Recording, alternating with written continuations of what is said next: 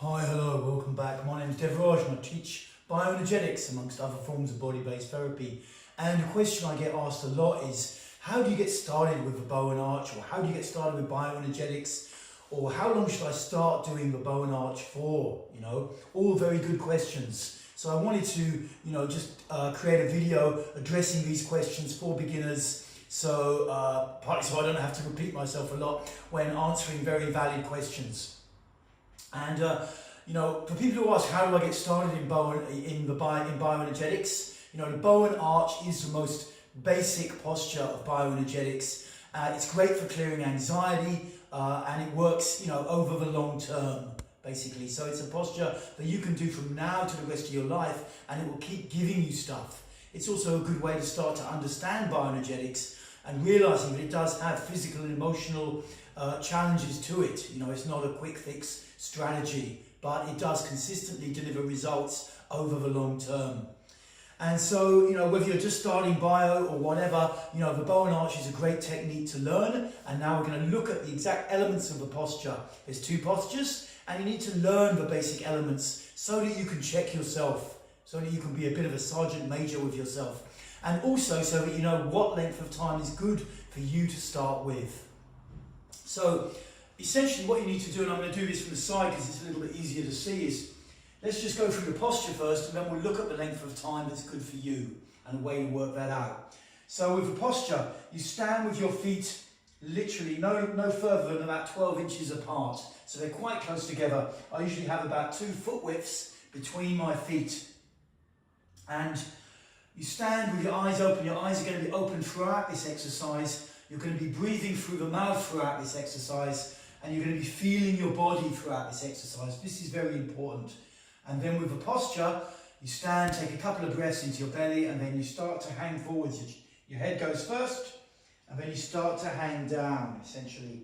Now, you might not be so flexible and can only get this far, say. That's okay. Or you might be super flexible and you can get your hands right on the ground. If you're in the second category, you are flexible. Just let your fingertips be a few inches from the floor at least. Even if you have to come back up a little bit, that's okay. We're opening a certain area of the lower back and the backs of the legs with this exercise. And once you're down, hanging in this posture, there's 3 things you need to check about the posture. The first is that your neck and shoulders are loose. You do this by jiggling your head and jiggling your arms. What often happens is the arms pull towards the legs and the head pulls up. This is the arch position of someone who's in a lot of mental control. It's not giving them very much to be like this. You've got to let it go. The second element of the posture is you pull your tailbone up as though there's a cord pulling upwards, stretching your tailbone towards the ceiling. But you also have a little bit of flex left in the knees. A little bit of flex left in the knees. Tailbone pulling up. That's the second element of the posture. The third element is you lean forwards very slightly so that your heels are still on the floor, but most of the weight is towards your toes. And in this position, with eyes open, breathe deep through the mouth. So you check these 3 elements of the posture and you breathe deep through the mouth. The main area where most people don't get it right is the breathing, basically. They shallow breathe, they control. As you start to open up, your lower back and the backs of your legs in this posture, most people, as the emotional and physical stress starts to come, they will clamp their throat and try and hold on. And this isn't giving you anything, or not very much anyway. It'll give you a little bit to do a posture like that, but you'll get 10 times more if you really open your breathing, breathe through the mouth, rather like you just came up from underwater. So it looks a bit like,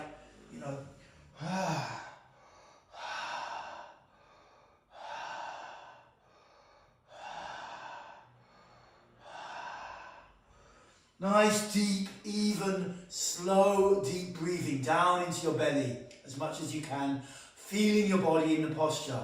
And then like that, every moment you spend in the posture, stuff will start to unlock in your body.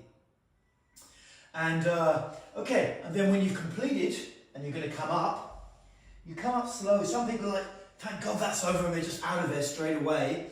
One thing is that can pull you back if you're not careful, A second thing is, it's much better for your mind to slowly feel your way back up. Eyes open, the head comes up last, and as you transition to a bow position, You really feel your body the whole way and keep breathing through the mouth. And then we're going to look, one thing I just mentioned while we're still on the arch for beginners, if it's too much for your lower back to start, when pain and ache comes, try and breathe through it. Try to increase your breathing through the mouth and try to breathe through it. You may find it delocalizes and you're actually okay. Your body can process. You may find, it probably will at some point, it's too much. And at that point, if you really want to stay in it, you can put your hands or your elbows on your knees, but it's better, we'll see in a little minute actually, when we look at the length of time that you should do it, it's better to come up at that point really, when it's really too much, when you can't breathe through it. Anyway, just to go back, we're coming back upright from the arch. What you do is you lift your arms up, straight up towards the ceiling. So initially you're standing dead straight up, and then your arms go back, your pelvis comes forward, your chest is out, but your gaze is level. There's different versions of doing this posture from different therapists, but this is the one I learned from Brazilians originally. And in this position, eyes open again, breathe deep. Feel your body, become aware. Where is the tension? Where does it feel locked or blocked? And maintain the stretch. On the out breath, you can always increase the stretch.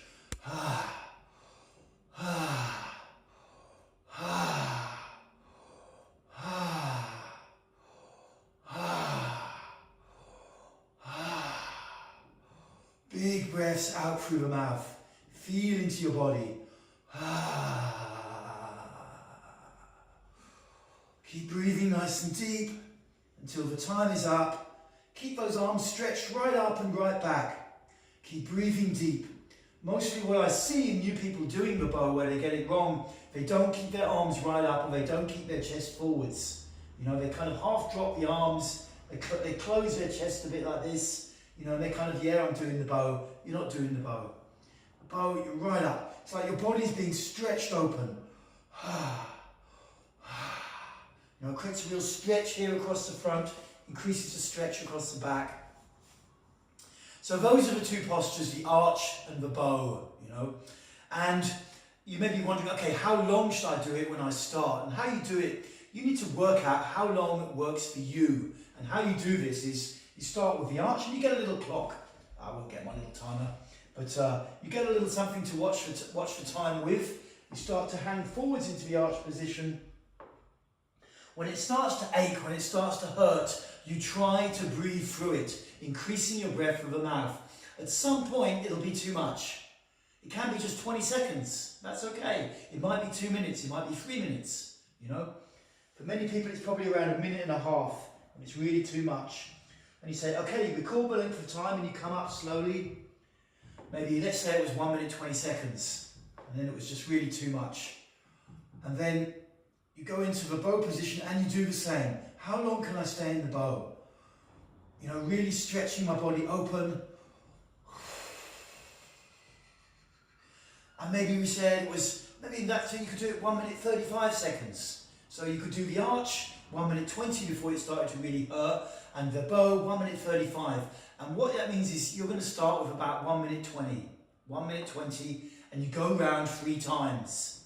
So what you do is you need to get a little timing app, like I sometimes use Insight Meditation Timer. You can get it on Android or iOS for your phone. There's other timing apps. And you set up a series of dings, 6 dings basically at 1 minute 20 intervals. And that's how you start. And then you go down for 1 minute 20. And you come back for whichever length of time yours was, into the bow. Down for another twist. Back for another stretch. Down and back. So in that case, that would be 2 minutes 40 times 3. I can't work that out off the top of my head. It's about 8 minutes in total that you need, essentially. And then when you feel confident to do it, 1 minute 20 down and back, down, back, you can increase the length of time, maybe add another 20 seconds, maybe take 1.5 minutes or 2 minutes. Experiment and slowly build it up. In this game with bioenergetics, when you're working with the body and you're working with the muscle system and you're working in areas of the muscle system that probably haven't opened for decades, basically, it's you get a lot more by doing little on a regular basis than you do by doing one massive great thing, trying to get a huge change and then never doing it again. If you can commit to 10, 15 minutes each day ongoingly, you will start to see a lot of change in how anxious you are generally. You'll start to clear a lot of stuff, how much energy you have available for your life. You'll start to see a lot of change. So it's good to start with not too long a time and really try and do it every day and then monitor the results.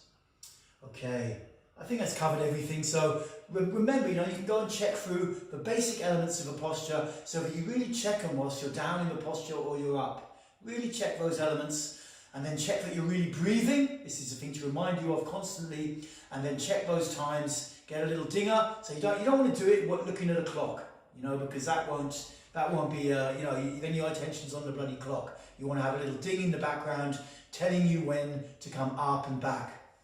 Okay, so I hope there's been enough information in this video. Thank you for tuning in. Feel free to like and subscribe and all that stuff. And most importantly, just keep doing the bow and arch because it's an excellent posture. And you can also learn a lot about the patterns of holding in your body from the bow and arch. And then it gives you a background in this practice so that you can move into different practices. Okay, it's the cornerstone, the bow and arch, and you can do it for the rest of your life. It will give you tons. Okay, over and out, and speak to you again soon. Bye for now.